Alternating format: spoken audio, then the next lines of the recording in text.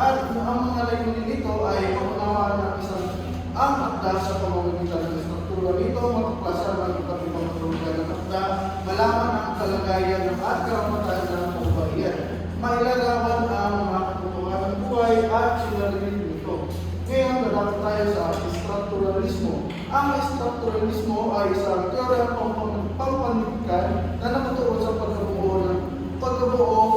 pagkakabuo o struktura ng isang akda. Sinusuri nito kung paano magkakaugnay ang mga bahagi ng akda tulad ng wika, simbolo, tauhan, bangay, upang mabuo ang kahulugan. Sa madaling salita, ang teorya nito ay nakatuon lang sa struktura o pagkabuo ng akda at sinusuri nito ang mga elemento nito upang maunawaan ang kahulugan. Ganito ang isa sa mga halimbawa na isinulat ni Francisco Balitas ang Florante at Laura.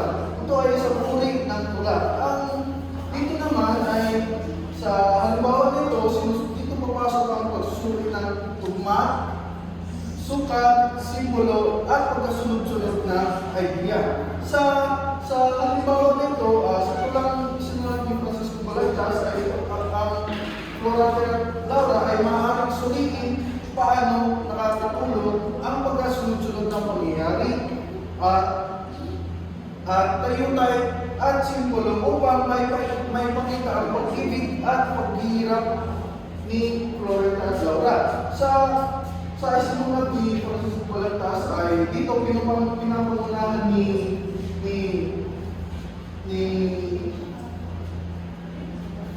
Florante tungkol ito sa pagtataksil ni Adolfo ng kanyang kaaway at tinulungan siya ni Aladdin, isang morong maslirima. Kahit magkaiba sila ng paniniwala at religiyon. At ngayon, kinikwento niya kung paano kinunan siya ng kanyang trono at kung gano'n niya kamahal si Laura. At samantala, si Aladdin ay may problema din sa kanyang pagmamahal dahil sa kanyang ama na hindi pagsang-ayon kay Merida. Sa bandang huli naman ay nakuha din naman ni Florante ang kanyang trono at nagkabalikan din sila ni Aladdin at ni Merida. Sa akdang ito ay pinapakita ang kahalagahan ng pag-ibig, katapatan at pagkakaibigan kahit magkaiba ang pinagmulan at paniniwala. Ngayon, dadako na tayo sa deconstruction. Ang deconstruction ay teorya pampanitikan na nagsasabing walang isang kahulugan ang akda, maaaring magkaroon ng iba't ibang interpretasyon at may mga nakatagong kahulugan o salungatan sa teksto. Sa madaling salita, hindi agad tinatanggap ang malinaw o unang kahulugan ng kwento. Hinahanap nito ang mas malalim na kahulugan at ang mga bahagi ng akda na maaaring magpakita ng ibang pananaw.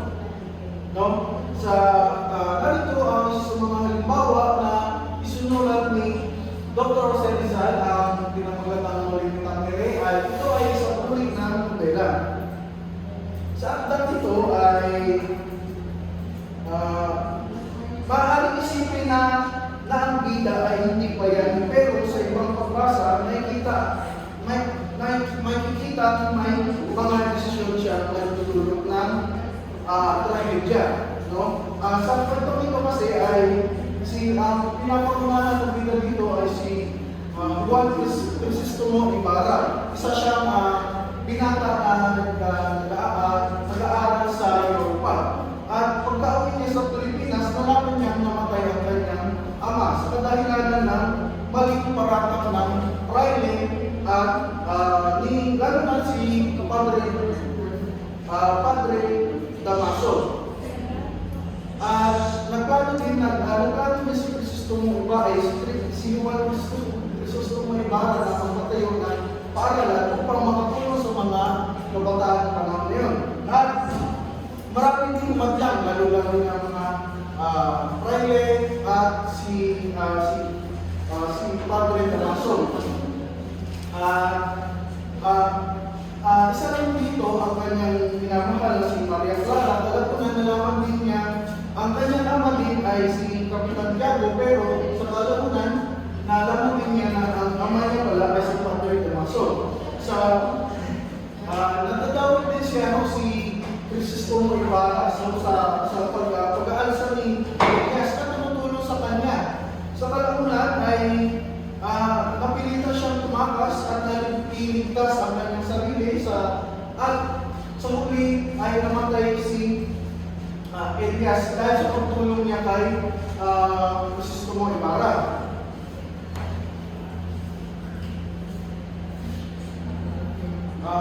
Ngayon sa feminismo naman ay ang feminismo ay pure na pampanilikan na tuon sa kalagayan ng karapatan at papel ng kababaihan sa lipunan at panilikan. Sinusunod dito kung paano nilalarapan ng babae at kung may pang-aapi o hindi pagkamatay tayo sa pagitan ng babae at lalaki.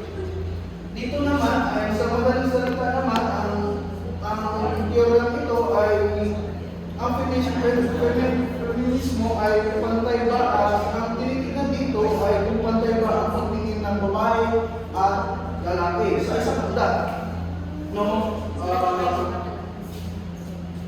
Narito ang isa sa mga halimbawa na naisinulan ni Delia Quindosa Santiago ay pinamagatan na sa ngalan ng ina ng anak ng Diwata Paralungan. Dito papasok ang ganito sa matapang, makabayan, inspirasyon at sa pagkakaiba.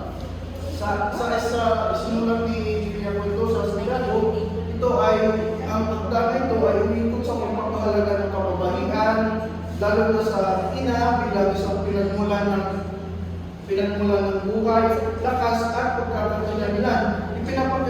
Pinapakita nito ang babae ay hindi lamang ang tradisyonal na papel bilang mapag-arap na ina, kundi bilang makapangyarihang nilalang na may sariling dangal at tinig at kakayahan mo sa sariling lipunan, no? Sa huli ay ang naturalismo. Ang naturalismo naman ay